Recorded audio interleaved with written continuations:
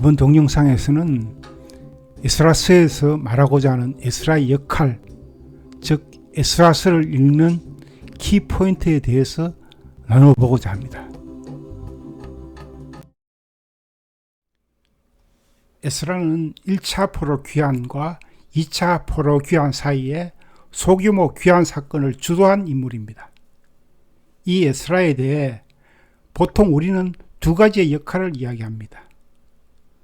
첫 번째는 에스라는 율법학자로서 이스라엘의 율법을 가르치는 역할로 이해합니다. 그것은 에스라 7장 10절에 기록되어 있습니다. 에스라가 여호와의 율법을 연구하여 준행하며 율례와 규례를 이스라엘에게 가르치기로 결심하였더라. 그리고 고레스 왕이 내린 조서에도 이 내용은 기록되어 있는데요. 그 내용은 에스라 7장 20절에서 21절에 기록되어 있습니다. 에스라여, 너는 내 손에 있는 내 하나님의 지혜를 따라 내 하나님의 율법을 아는 자를 법관과 재판관을 삼아 강 건너편 모든 백성을 재판하게 하고 그중 알지 못하는 자는 너희가 가르치라. 무릇 내 하나님의 명령과 왕의 명령을 준행하지 아니하는 자는 속히 그 죄를 정하여 혹 죽이거나 귀양 보내거나 가산을 몰수하거나 옥에 가둘지니라. 첫 번째 에스라의 역할을 보통 이런 것으로 이해합니다. 두 번째는 이방인과의 통합 문제를 해결하기 위한 역할입니다. 1차 포로 귀환으로 파괴되었던 성전을 건축하고 나서 다시 이스라엘 사람들의 신앙은 느슨해지기 시작합니다. 그래서 이스라엘 사람들은 이방인들과 통혼을 하기 시작했고 이 문제를 해결하기 위해 에스라를 사용한 것으로 이해합니다. 에스라서 10장에 보면 이방 여인의 아내를 쫓아낸 명단을 모두 기록하고 있습니다. 따라서 이 문제에 대한 에스라의 역할이 필요했던 것 같습니다. 율법을 가르치는 것과 통호 문제, 이 두 가지는 성경에 기록된 대로 에스라에게 주어진 역할이 맞을 것입니다. 하지만 이 부분에 대해서 우리는 좀 더 자세히 성경을 들여다봅시다. 첫째로 에스라서에는 에스라가 여호와의 율례와 규례를 이스라엘에게 가르친 내용이 없습니다. 통혼 문제로 에스라가 기도한 내용은 있지만 에스라가 처음에 결심한 대로 여호와의 율법을 가르친 것에 대한 기록은 없는 것이죠. 즉 에스라의 결심과 하나님의 계획은 다르다는 것이죠. 만일 이것이 하나님의 계획이었다면 반드시 그 가르치는 내용이 에스라서에 기록되어야 했을 것입니다. 그런데 에스라서에는 그런 기록이 없습니다. 그 기록은 에스라서가 아니라 느헤미야서에 나옵니다. 느헤미야 8장 1절, 2절, 7절, 8절에 다음과 같이 기록되어 있습니다. 일곱째 달 초하루에 제사장 에스라가 율법책을 가지고 회중 앞, 곧 남자나 여자나 알아들을 만한 모든 사람 앞에 이르러 수문 앞 광장에서 새벽부터 정오까지 남자나 여자나 알아들을 만한 모든 사람 앞에서 읽음에 뭇 백성이 그 율법책에 귀를 기울였는데 에스와, 바니, 세레바, 야민, 악굽, 사버데, 호디야, 마세야, 그리다, 아사랴, 요사밧, 하난, 블라야, 그리고 레위 사람들은 백성이 제자리에 서 있는 동안 그들에게 율법을 깨닫게 하였는데 하나님의 율법책을 낭독하고 그 뜻을 해석하여 백성에게 그 낭독하는 것을 다 깨닫게 하니, 즉 에스라는 율법책을 낭독하고 제사장과 레위 사람들이 율법을 가르치는 것이죠. 물론 이 가르치는 내용에 에스라의 가르침이 있었을 가능성도 있습니다.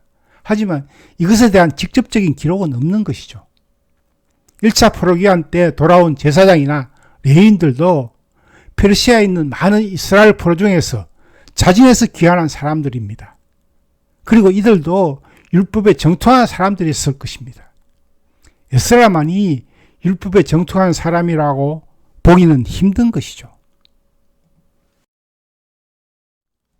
두 번째로 이방인과의 통혼 문제 해결을 위한 에스라의 역할 부분입니다. 사실 이 이방인과의 통혼 문제는 이스라엘 역사상 늘 발생하던 문제였습니다. 그리고 이 통혼 문제는 통혼 그 자체가 아니라 그 통혼을 통하여 이방신을 섬기는 문제와 연결될 때 문제가 된다고 생각합니다. 그리고 이 생각은 그리 무리한 생각은 아니죠. 룻기, 라합 등 성경에도 그 사례가 많이 있는 것이죠. 그리고 이 통혼에 의해 이방 여인의 아내를 쫓아낸 사람들의 숫자는 총 113명입니다. 1차 포로기한 인원수를 에스라 2장에서 정확하게 기록하고 있는데 총 42,360명입니다. 즉 이 비율은 0.27%에 불과한 것이죠. 이방인들과 통혼한 사람들의 숫자가 전체 귀한 인구 대비 우려할 만큼 그리 많은 수는 아니라는 것이죠. 즉 이 통혼 문제도 하나님이 에스라를 포로귀환 시기에 급하게 이끄신 결정적인 목적이 아닐 수도 있다는 것이죠.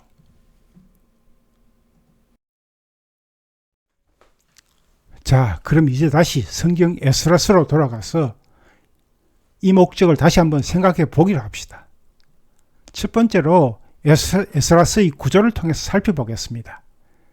에스라서는 에스라와 관계가 없는 1차 포로 귀환과 성전 재건축 문제를 1절에서 7절까지 다루고 있습니다.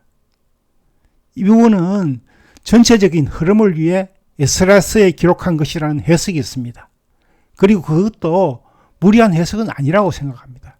하지만 따로 구분할 수도 있는 부분을 왜 에스라와 관계가 없는 에스라서 앞부분에 배치시켜 놓았을까요? 저는 이 앞부분이 에스라서 뒷부분과 연관이 있기 때문에 이렇게 배치를 해놓았다고 생각합니다. 1차 포로 귀환과 성전 건축은 고레스 왕의 명령인 조서에 의한 것입니다. 하나님은 고레스 왕에 대하여 이사야서에 여러 군데 기록을 해놓았는데 매우 중요합니다. 하지만 이 부분은 시간이 될 때 다시 따로 다루기로 하고요. 아무튼 이 고레스 왕이 내린 조서는 하나님의 명령이라고 기록되어 있습니다. 그런데 귀환한 이스라엘 사람들은 기존에 그 땅에 살던 사람들을 두려워하였고 또 그들의 방해에 의해 성전 건축이 계속 미루어집니다. 결국 선지자 학개와 스가랴의 예언을 통해 약 22년 만에 성전 건축을 끝냅니다. 그리고 비로소 제대로 된 6월절 제사를 하나님께 올립니다. 그때 성경은 에스라서 6장 21절에 이렇게 기록하고 있습니다. 사로잡혔다가 돌아온 이스라엘 자손과 자기 땅에 사는 이방 사람의 더러운 것으로부터 스스로를 구별한 모든 이스라엘 사람에 속하여 이스라엘의 하나님 여호와를 찾는 자들이 다 먹고, 즉 당시 포로 귀환한 이스라엘 자손의 신앙적 상태를 보여주는 것이죠. 그런데 이런 사람들이 그 후에 어떻게 변했는지 한번 볼까요? 그 변화는 에스라서 9장 1절에서 2절에 기록되어 있습니다.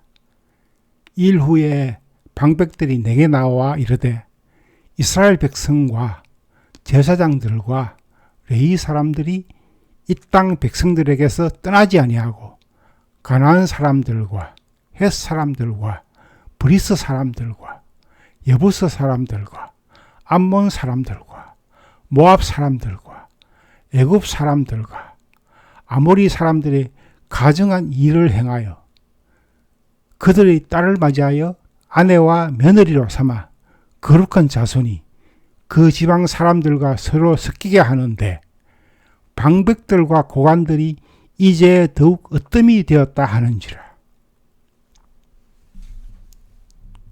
즉 이스라엘 백성들이 변하여 이방 신들을 섬기고 이방 사람들과 통혼을 하게 되었다는 것이죠.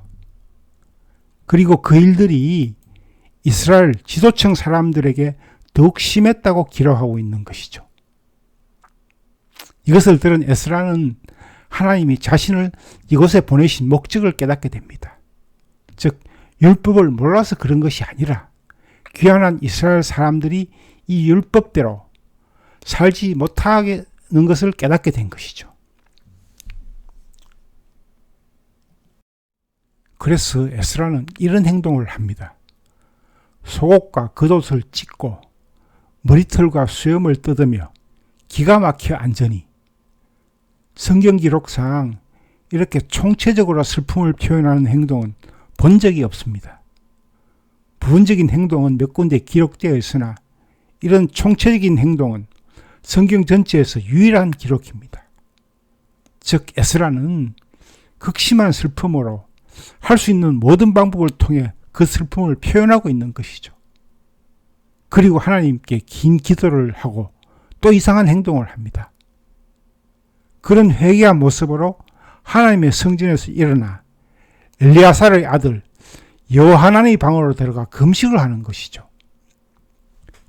왜 하나님의 성전에서 일어나 제사장이 여호하난의 방으로 들어가 금식을 할까요? 그냥 그 자리에서 금식을 해도 되지 않을까요? 이것이 어떤 의미일까요? 저는 이 행동이 에스라서를 관통하는 키포인트라고 생각합니다. 에스라는 율법학자입니다. 율법학자는 성격이 매우 치밀하고 침착한 성격의 사람들입니다. 율법학자들은 9장 1절에 보았듯이 방백 몇 사람이 와서 말한 것만으로 이렇게 감정적인 표현과 이상한 행동을 할 사람들이 아닙니다. 이런 행동에 앞서서 방백들이 한 말의 진실 여부를 확인해보고, 즉 이방 신들을 섬기고 이방 사람들과 통혼한 사람들의 수와 그 내용을 정확히 파악해보고 그 후에 이런 슬픔을 표현하는 행동을 하는 것이 침착한 율법학자가 할 행동이 아닐까요? 즉 에스라는 충동적으로 이런 행동을 한 것이 아니라는 것이죠. 하나님이 에스라를 예루살렘에 보내신 이유를 분명하게 깨달은 후에 그런 행동을 한 것이죠.